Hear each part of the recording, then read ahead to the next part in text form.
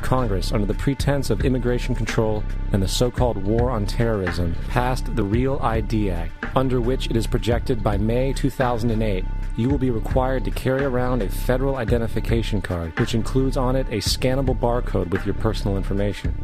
However, this barcode is only an intermediary step before the card is equipped with a VeriChip RFID tracking module, which will use radio frequencies to track your every move on the planet.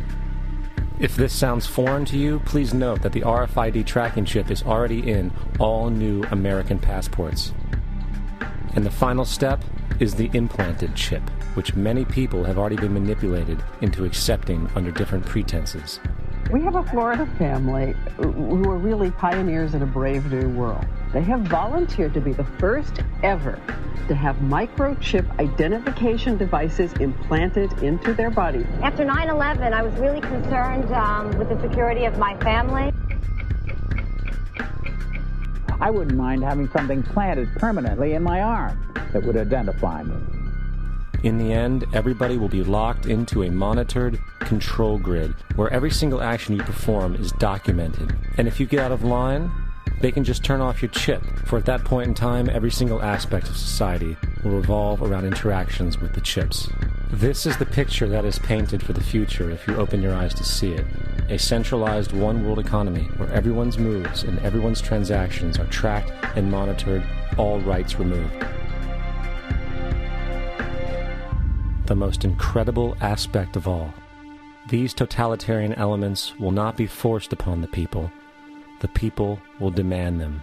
For the social manipulation of society through the generation of fear and division has completely detached humans from their sense of power and reality. A process which has been going on for centuries, if not millennia.